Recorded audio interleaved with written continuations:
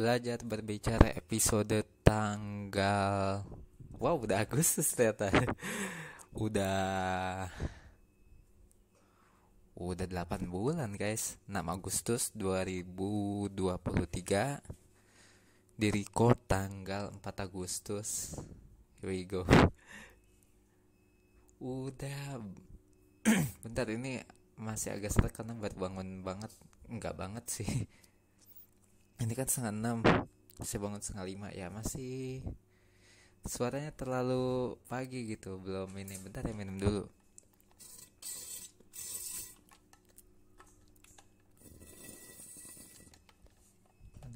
Mana sih? Ya, belum habis lagi. Ya udah. Oke.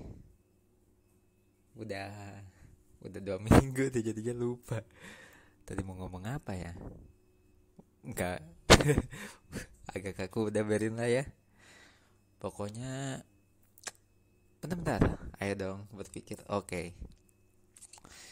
Jadi ya mungkin ini sebenarnya udah telat, tapi ya biarin aja lah ya. Ada tahu dong, kasus, ya bisa dibilang kasus gitu, kasus vlogger, nggak tahu selebgram, nggak tahu apalah, yang makan di suatu suatu apa itu namanya ya, ya suatu restoran gitu, restoran bakso lah bisa dibilang. Nggak bisa bilang merek karena saya kerja di industri yang sama. Gitu, di suatu restoran, dan memakan makanan non halal tapi dari luar. Jadi kan tempat makan yang di pokoknya intinya lah, restorannya adalah tempat makan halal yang menerapkan sistem halal gitu ya. Tapi ada vlogger yang bawa makanan dari luar gitu. Nah, makanan dari luarnya ini mana haram gitu, guys. Terus, terus apa namanya? Akibat terlalu baku, Mas. Ya, jadinya adalah kemudian hari, nggak tahu tuh berapa harinya. Jadi ada pemusnahan item apa? Pemusnahan item makan, maksudnya kayak mangkok, habis itu ada sendok, kalau nggak tahu. Pokoknya penghancuran alat-alat makan. Nah, mungkin eh ya pertama, terus gimana sih? Ya Allah, udah gak jelas, biarin lah.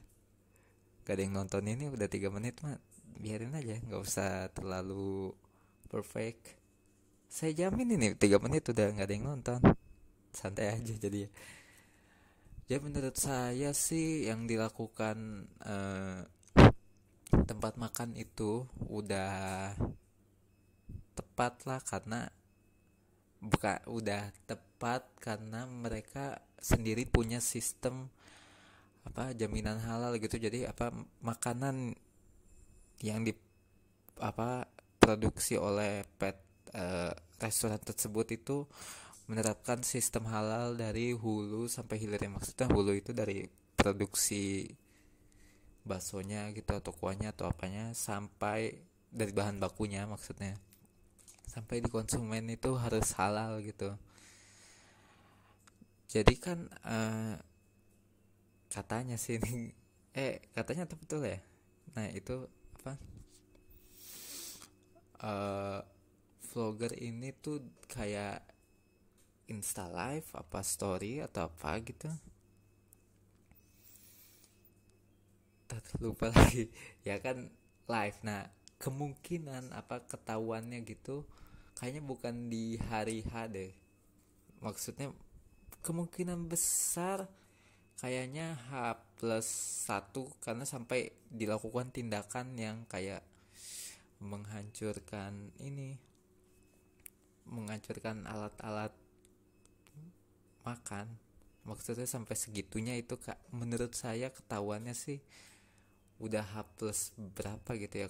Soalnya kalau misalnya ketahuannya di hari H gitu, bukan di hari H deh, maksudnya setelah makan banget, misalnya apa pelayannya keluar habis itu mungkin negur gitu, mah apa anda gitu, bukan anda ya, anda ini makan kerupuk ini ya, kerupuk jangan terlalu, anda makan, bawa minuman yang minuman, anda bawa sesuatu yang tidak halal ya, maka tindakannya kalau misalnya ketemunya itu di hari, di saat maksudnya pelayannya itu ngeliat gitu, tindakannya menurut saya itu cukup di alat makan itu saja sih, karena apa sistem jaminan halalnya bisa dibilang terputus itu cuman di mana ya?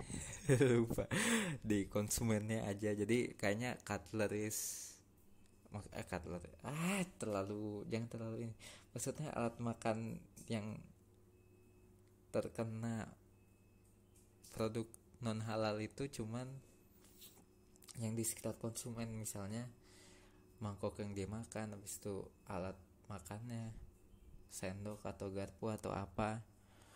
Mungkin bisa juga kayak misalnya di situ ada alat alat lagi apa, kayak tempat sambal apa pokoknya yang di meja itu bis, nah yang di situ yang dihancurkan nggak sampai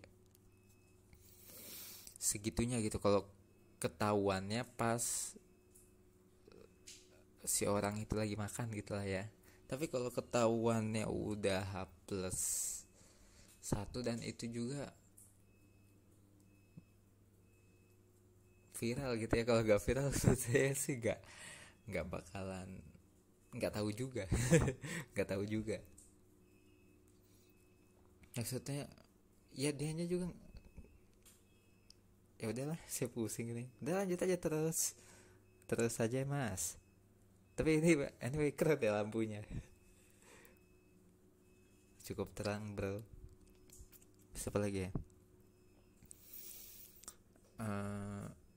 Nah ini kayaknya ketahuannya di H plus berapa gitu, sehingga tindakannya harus lebih besar karena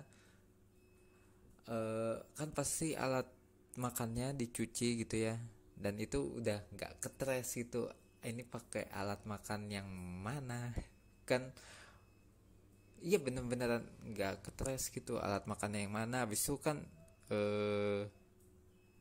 misalnya alat cucinya gitu, kalau misal apa, kalau misalnya sistem jaminan halalnya itu berjalan, itu bahkan alat cucinya itu tidak boleh kontak dengan non halal, kontak dengan produk non halal gitu. Jadi udah pastinya yang lain, maksudnya yang mangkuk lainnya yang dicuci pada waktu itu juga kena dong. Jadi ya ini menurut saya sih tindakan yang safe gitu, the best thing they can do. Ya gimana lagi lah, bukan gimana lagi, udah susah gitu ngetresnya untuk meminimalkan resiko. Jadi ya ini harus pakai harus melakukan resiko yang lebih besar gitu, yaitu memusnahkan semuanya. Bentar, kalau bisa misalnya kita telusur gitu ya, alat makan, alat cuci, nggak tahu wastafelnya iya atau enggak gitu, bahkan kayaknya bisa sampai segitunya sih kalau misalnya sistem jaminan halalnya ini, karena kan tadi ketahuannya di H+1, sedangkan itu kan pasti mangkoknya sudah dicuci gitu ya, udah nggak ketres gitu. Mungkin alat cucinya, enggak gini, kalau alat makan ya dimusnahkan ya oke. Habis itu alat cuci mungkin dimusnahkan, maksudnya spons gitu-gitunya ya mungkin. Tapi kalau misalnya kayak sink atau apanya gitu, ya mungkin dibersihkannya secara Islam, maksudnya secara apa namanya, sesuai dengan handling najis, apa, najis produk non halal gitu lah, ada lah ya. Saya malas kalau terlalu Islam pembahasannya ya, tapi pokoknya ya memang apa, sistem jaminan halal itu sangat erat dengan Islam, tapi kalau secara umum gitu ini apa, hal yang bagus itu bagi industri pangan, karena sistem jaminan halal itu pasti udah apa, include, maksudnya di dalam itu udah ada sistem sudah mencakup, maksudnya aduh namanya apa ya, nggak mau terlalu ini soalnya, cara pengolahan pangan yang baik, maksudnya kan kalau halal pasti udah baik dong. Habis itu bahkan kayaknya sudah mencakup juga namanya analisis bahaya pangan gitu, maksudnya analisis bahaya proses pangan. Tau lah, CCP udah capek. capek capek jadi Indonesia, capek bener ya itu. CCP udah termasuk juga bahkan, harusnya ya.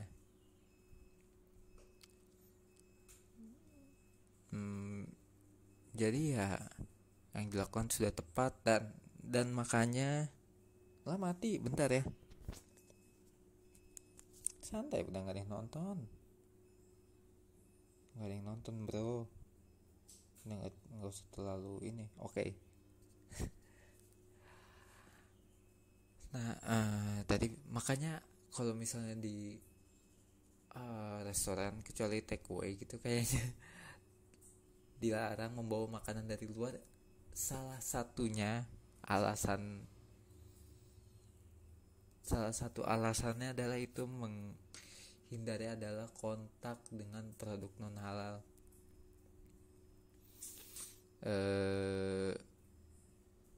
Bentar tadi apa ya, lupa guys, benar, ini kan sendiri, saya tidak nulis skrip, ini benar-benar freestyle aja, santai. Bentar, lupa tadi.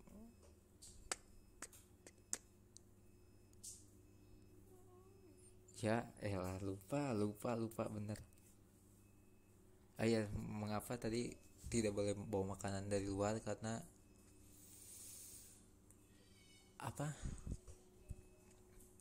ada potensi kontak dengan produk non halal gitu. Dan pastinya kalau tempat yang halal tidak ada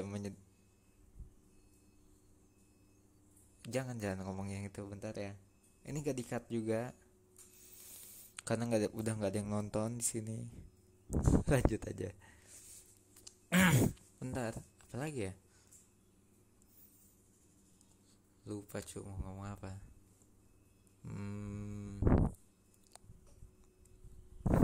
Wiu. lupa. Ayo dong berpikir. Nah, tapi itu kan yang viral ya, maksudnya bagaimana kalau misalnya ada pelanggan yang bawa misalnya minuman gitu ya, minuman non halal, itu kan mungkin saja, menurut saya mungkin saja terjadi gitu. Dan kayaknya kalau di restoran gitu nggak terlalu ketat gitu, maksudnya nggak ada orang yang negur gitu, nggak bisa negur, padahal itu cukup apa ya, kritis gitu kalau bisa dibilang gitu ya. Karena untuk menerapkan apa sistem jaminan halal gitu harus memang benar-benar bebas dari produk non halal gitu ya. Bahkan minuman gitu, kadang-kadang kan suka ada yang bawa minuman itu susah sih kalau, makanya harus viral nih. Makanya harus viral dulu mungkin ya. Tidak tahu juga lah. Habis apa lagi ya?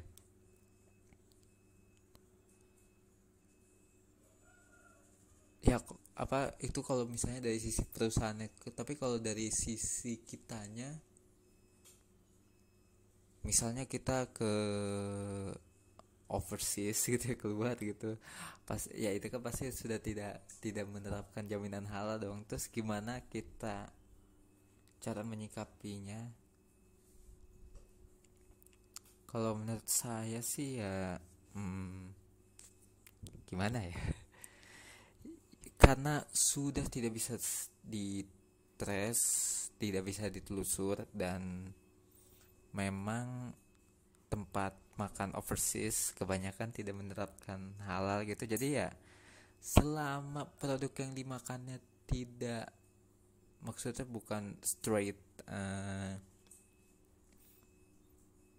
bukan langsung babi gitu, bukan produk non halal, ya udah makan aja gitu. Kalau misalnya kita pesen sapi ya udahlah, karena menurut saya sudah pasti, apa ya, alat makan, alat masaknya sudah pernah digunakan untuk produk non halal, bahkan alat makannya gitu. Jadi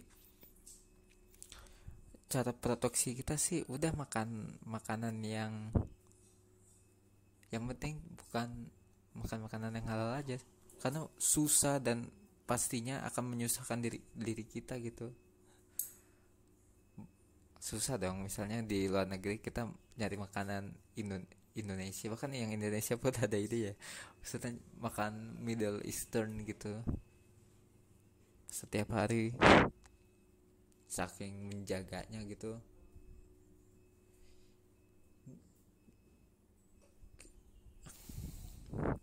Ya memang, kasus ini gitu bisa disikapi dari dua pandangan, dan pandangan itu menurut saya tidak salah.